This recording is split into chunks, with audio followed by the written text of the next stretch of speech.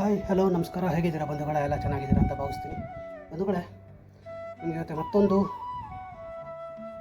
ಇತ್ತೀಚೆಗಷ್ಟೇ ತುಂಬ ವೈರಲ್ ಆಗ್ತಿರುವಂತಹ, ಪ್ರಸಿದ್ಧಿ ಪಡೆದಂತಹ ದೇವಸ್ಥಾನ ತುಂಬ ವೈರಲ್ ಆಗ್ತಾ ಇದೆ. ಇದೇನಪ್ಪ ವಿಶೇಷ, ಇಷ್ಟೊಂದು ಜನ ಸೇರ್ತಾ ಇದ್ದಾರಲ್ಲ, ಇದೇ ನಂಬಿಕೆನೋ ಮೂಢನಂಬಿಕೆನೋ ಅಂಥೇಳಿ ನಾನು ಕೂಡ ಆ ದೇವಸ್ಥಾನವನ್ನು ಹುಡುಕುತ್ತಾ ಹೋದಾಗ ತುಂಬ ಆಶ್ಚರ್ಯ ಅನ್ನಿಸ್ತು. ಈ ರೀತಿಯೂ ಒಂದು ದೇವಸ್ಥಾನ ಇರುತ್ತಾ ಅಂಥೇಳಿ. ಬಂಧುಗಳೇ, ನಾನಿಲ್ಲಿ ಯಾರಿಗೂ ನಂಬಿ ಅಂತ ನಾನು ಹೇಳೋಕೊಳ್ತಿಲ್ಲ, ನಂಬೇಡಿ ಅಂತಲೂ ನಾನು ಹೇಳೋಕೊಳ್ತಿಲ್ಲ.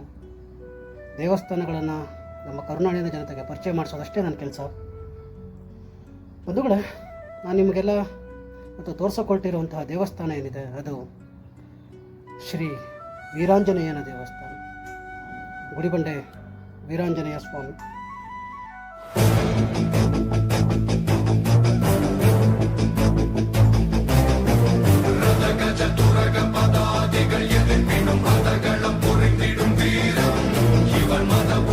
ಆಂಧ್ರದ ಬಾರ್ಡರ್ನಲ್ಲಿದೆ ಈ ಗುಡಿಬಂಡೆ ವೀರಾಂಜನೇಯ ಸ್ವಾಮಿ ದೇವಸ್ಥಾನ. ಬಂಧುಗಳೇ,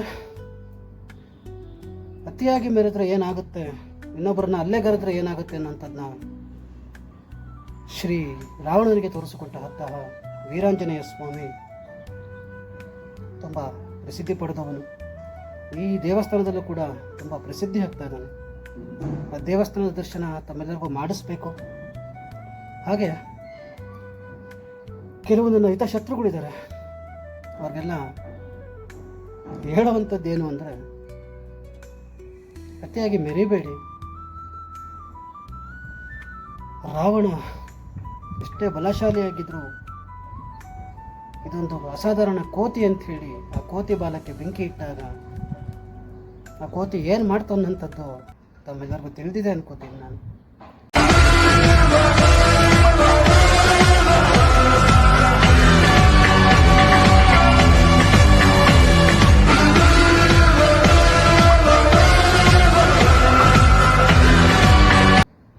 ಬಂಧುಗಳೇ, ಜಾಸ್ತಿ ಸಮಯ ನಾನು ಹಿಡಿಯೋದಿಲ್ಲ. ಬನ್ನಿ, ಗುಡಿಬಂಡೆ ಶ್ರೀ ವೀರಾಂಜನೇಯನ ದರ್ಶನವನ್ನು ತಮ್ಮೆಲ್ಲರಿಗೂ ಮಾಡಿಸ್ತೀನಿ. ಹೋಗೋಣ ಬನ್ನಿ.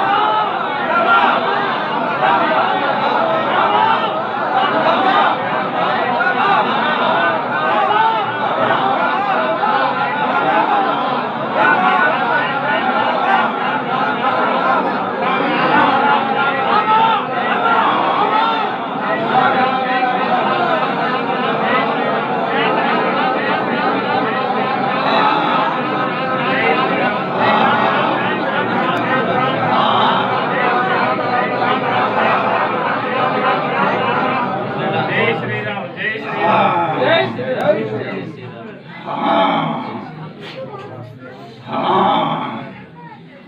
ಅಪ್ಪಯ್ಯ, ಅಷ್ಟ ಲೋಕ ಎದುರಾದ್ರೂ ಗೋಮಂಡ್ಲ ಎದ್ದು ಬಂದ್ರು ಈ ಆಂಜನೇಯ ಕೂಗೆ ಉಂಟತ್ತ. ಸರ್ವ ಭಕ್ತನು ಕಾಪಾಡ ಬಾರ ನನ್ನ ಬಾರ ಉಂಟತ್ತ. ಈ ಶ್ರಾವಣ ಮಾಸ ಯಾರ್ಯಾರು ನನ್ನ ದರ್ಶನ ಮಾಡಿದ್ದೀರೋ ನಿಮ್ಮ ಹತ್ರ ಏನೂ ಇರೋದಿಲ್ಲ, ಇದು ನಾ ಆಜ್ಞೆ. ಈಗ ತಂಗಮ್ಮ ಜಾತ್ರೆ ಬರ್ತಾ ಇದೆ, ನವರಾತ್ರಿ ಅಂತ. ಆ ನವರಾತ್ರಿದಲ್ಲಿ ಮಾತ್ರ, ಇವತ್ತದಿಂದ ನವರಾತ್ರಿದಲ್ಲಿ ಮಾತ್ರ ವಂಶನು ಕೊಡ್ತಾ ಇದ್ದೀನತ್ತ. ಈ ಕೂಗನ ಗುಡಬಣ್ಣಪ್ಪ ತುಳಿಸಿದನಂತ ಎಲ್ಲರಿಗೂ ತಿಳಿಸತ್ತ.